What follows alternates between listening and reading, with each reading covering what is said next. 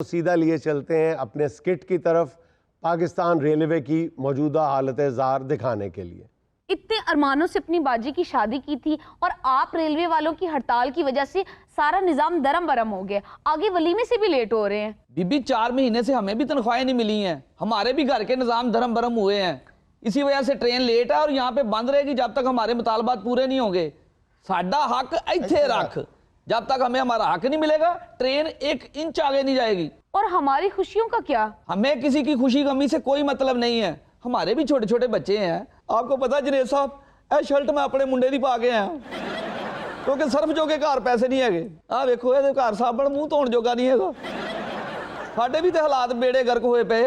ओए लाड़े, इतनी जल्दी थी ना शादी की तो पहले हड़तालों के शेड्यूल पूछ लेने थे। चलो अगली शादी पे पूछूंगा। कमाल कर रहे हो यार, एक तो लेट हो ऊपर से बातें कर रहे हो। हम भी नहीं चाहते आप लोग लेट हो, लेकिन ये आपके नसीब में लिखा हुआ है भाई। देखें टीटी साहब, मुझे फौरन उकाड़ा पहुंचाएं। मैं स्कूल की प्रिंसिपल हूँ, मेरे स्कूल के बच्चे मुझे ना देखें तो रोने लग जाते हैं। हैं? ना देखें तो रोने लग जाते हैं। उकाड़े जाना बीबी? हाँ जी।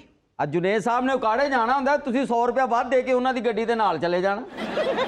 देखे प्रिंसिपल साहिबा, अपने बच्चे ही पढ़ाने हैं तो हमारे घर आ जाएं, हमारे बच्चे पढ़ाएं। वो स्कूल की फीस की वजह से स्कूल ही नहीं जा रहे हैं। किसी को स्कूलों की पड़ी हुई है, किसी को शादी की पड़ी हुई है। राव वहीदो जबान का कोई फिक्र ही नहीं है।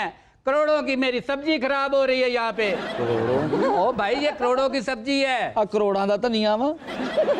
ओए हाथ ना लगाओ, हाथ ना लगाओ। ये सोने ना भी मासा होया वे, करोड़ों का नहीं। ਧੁੱਪੇ ਪੈ ਪੈ ਕੇ ਤੇਰੇ ਡਾਇਮੰਡ ਲਾਲ ਹੋ ਗਏ ਨੇ। राव साहब, ਜਿਹੜੀ ਤੁਹਾਡੀ ਆ ਸਬਜ਼ੀ ਆ ਨਾ, ਇਹ ਜਨੇਦ ਸਾਹਿਬ ਨੂੰ ਦੁਆਵਾਂ ਦਿਓ ਜਿਨ੍ਹਾਂ ਦੀ ਵਜ੍ਹਾ ਤੋਂ ਮੈਂ ਇਹਨੂੰ ਗੱਲ ਨਹੀਂ ਕਰ ਸਕਦਾ। भाई उनको पूछो, उनकी नजर में ये करोड़ों की है। और राव साहब, आपकी सारी फसल मेरे एक ही हाथ में आ गई है। तुझे पता है ये सब्जी करोड़ों की क्यों है? क्यों है जनाब? हमारे दादे को इन आराइयों ने चैलेंज किया था कि तुम वाई बीजी नहीं कर सकते। अच्छा, इनके चैलेंज को मैंने कबूल किया, राव वहीद ने कबूल किया और सब्जी बीज के दिखाई। इसलिए ये करोड़ों की है। इनका चैलेंज कबूल किया, इनको झूठा किया हमने आराइयों को। और ये देखो टमाटर, ये एक टमाटर एक देख के लिए काफी है। ਐਡੀਆਂ ਐਡੀਆਂ ਆਉਣ ਲੱਗ ਪਈ। नहीं तुसी सारियां शावां ठंडियां बनाइयां वा, दुश्मन ठंडे करने से। अच्छा राव साहब, एक बात बताएं, हाँ आ राई जेड़े टमाटर बीजदे हो ते कट्टी दे आ, हाँ। आ जेड़े तुसी बीजे इहनूं पोले ते नहीं करीदे पहले? और टीटी, ट्रेन कितनी लेट है? अभी 7-8 घंटे लग जाएंगे। इसका मतलब मेरी सब्जी खराब हो गई होवे। कुल्ली उठा मेरी सब्जी और चल मंडी चलें। 250 रुपया लूंगा।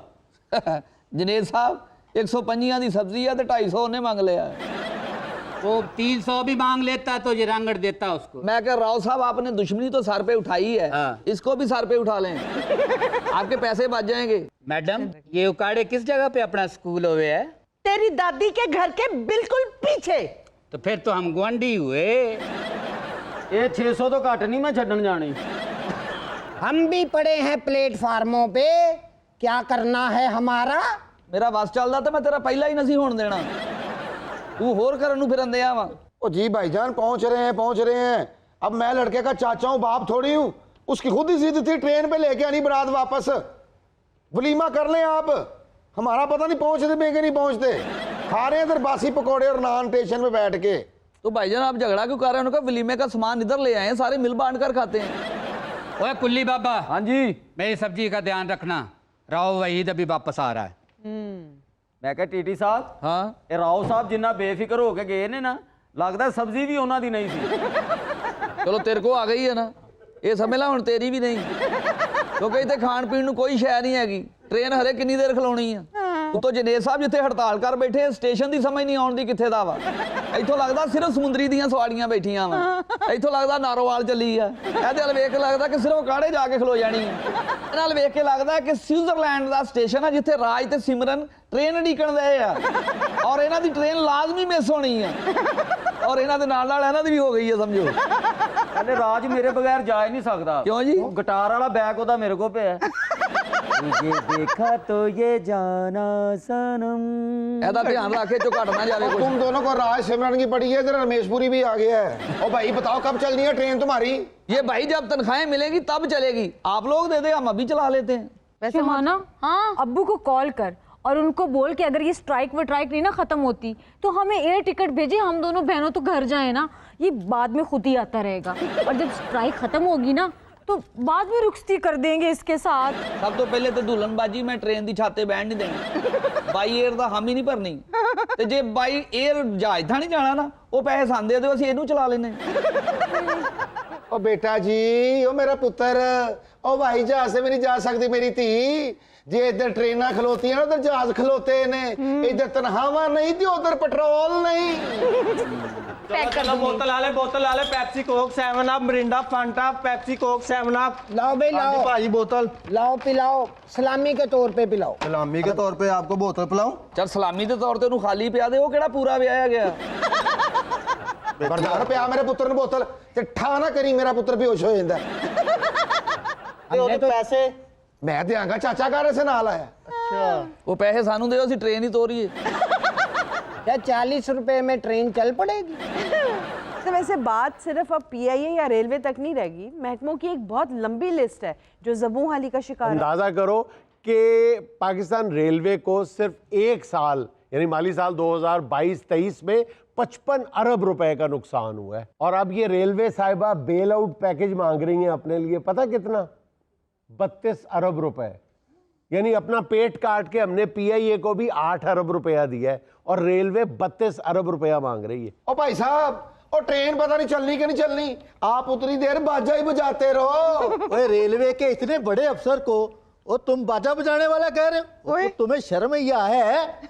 और तुम्हें पता है बड़ा बाजा जिन्हें तो अताई लोग तू कहते हो, बजाना कितना मुश्किल है। मुझसे पूछो मुश्किल काम क्या होता है? 10 मिनट इसके साथ बैठना कितना मुश्किल है। चलो बोतल आले।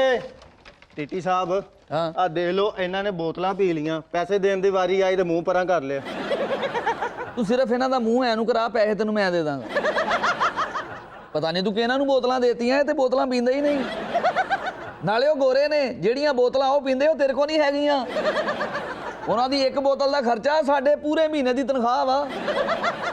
ਉਹਨਾਂ ਬੋਤਲਾਂ ਦੇ ਵਿੱਚ ਆ ਬੋਤਲਾਂ ਪੈਂਦੀਆਂ ਵਾ। हेलो, मुझे यहाँ के हालात देख के लगता है कि अभी स्ट्राइक खत्म नहीं होनी।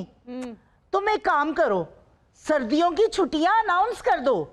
ਤੇ ਹੁਣ ਬੱਚੇ ਨਹੀਂ ਰੋਣਗੇ, ਹੁਣ ਬੱਚਿਆਂ ਨੂੰ ਘਰ ਸ਼ਕਲ ਵਿਖਾ ਕੇ ਚੁੱਪ ਕਰਾਉਣਾ ਵਾ। नाले बाजी ਜਦੋਂ ਤੇ ਤੁਸੀਂ ਇੱਥੇ ਬੈਠੇ ਹੋ ਨਾ, ਇਹ ਪੈਦਲ ਟੁਰੇ ਅੰਦਰ ਨਾਲਾ ਕ੍ਰਾਸ ਕਰ ਗਏ ਹੋਣਾ। हाँ भैया, कुल्ली की औलाद, बता जरा डिटेल क्या क्या बेचा राव का।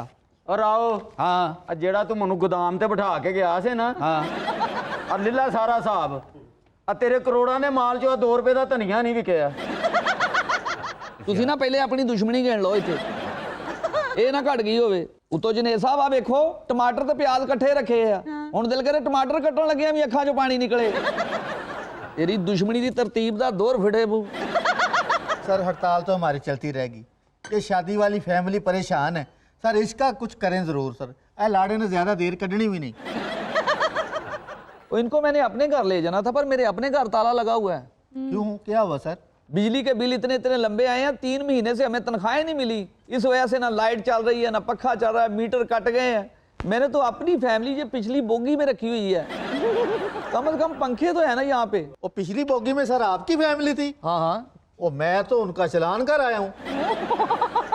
मैं तो बाजी ਤੁਹਾਡੇ ਤੋਂ ਹੈਰਾਨ ਆ, ਕਿਹੜੇ ਮੂੰਹ ਨਾਲ ਤੁਸੀਂ ਇਹਨਾਂ ਸ਼ਾਦੀ ਕਰ ਲਈ ਹੈ? ਇਹਦਾ ਮੂੰਹ ਹੈ ਵਾ, ਇੱਕੋ ਹੀ ਤਾਰ ਚਾਹੀਦੀ ਸੀ, ਪੂਰਾ ਸੇਰਾ ਫਿੱਟ ਕੀਤਾ ਉੱਤੇ। मेरे चेहरे पे ना जाओ, बड़े बड़े रिश्ते आए मुझे। ਕਿਹੜੇ? ये जो मार्का प्लाजा बन रहा है 19 मंजिला, हाँ हाँ, उसके मालिक की बेटी का रिश्ता आया मुझे। ਉਹਨੇ 19ਵੀਂ ਮੰਜ਼ਲ ਤੋਂ ਤੈਨੂੰ ਧੱਕਾ ਦੇਣਾ ਸੀ ਆ ਕੇ ਤੇਰੀਆਂ ਉਤਲੀਆਂ ਮੰਜ਼ਲਾਂ ਆਸਾਨ ਹੋਣ। ਓਏ ਉਸ ਪਲਾਜ਼ੇ ਤੇ ਮਿਸਤਰੀ ਤੇਰੇ ਨਾਲੋਂ ਸੋਹਣੇ ਲੱਗੇ ਆ, ਉਹਨਾਂ ਦੇ ਹੱਥ 'ਚ ਨੁੱਕਰ 'ਚ ਮਸਾਲਾ ਸੁੱਟਣ ਵਾਲੀ ਕਾਂਡੀ ਵਰਗਾ ਮੂੰਹ ਆ ਤੇਰਾ। ਬਾਜੀ ਤੁਸੀਂ ਤੇ ਮਾਸ਼ਾਅੱਲਾ ਘਰ ਘਰਾਣੇ ਦੀਆਂ ਲੱਗਦੀਆਂ, ਕਿਤੇ ਸਹਿਬੇ ਸੀਅਤ ਲੱਗਦੀਆਂ। ਆ ਟ੍ਰੇਨਾਂ 'ਚ ਖੱਜਲ ਕਰਨ ਵਾਲੇ ਨਾਲ ਤੁਸੀਂ ਸ਼ਾਦੀ ਕਰ ਲਈ। ਆ ਖਾਲੀ ਬੋਤਲ ਵੀ ਇਹਦੇ ਨਾਲੋਂ ਸਿਹਤਮੰਦ ਆ। बस बुजुर्गों की जिद, पढ़ी लिखी बच्चियों के पल्ले ऐसे डंगर बांध देते हैं ताकि जमीनी जायदादें खानदान से बाहर ना जाएं।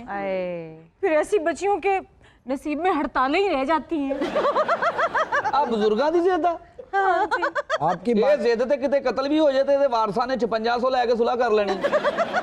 और बोतल वाले एक बोतल पिलाओ। ਕਿਹੜੀ शहजान ਐ ਭਾਣੇ ਤੋਂ ਖੋਲਣਾ ਜ਼ਰਾ। ਹੈ ਸ਼ਜ਼ਾਨ ਸੀ, ਇਹਦੇ ਮੂੰਹ ਨਾਲ ਖੁੱਲੀ ਤੇ ਪੈਪਸੀ ਹੋਈ ਏ।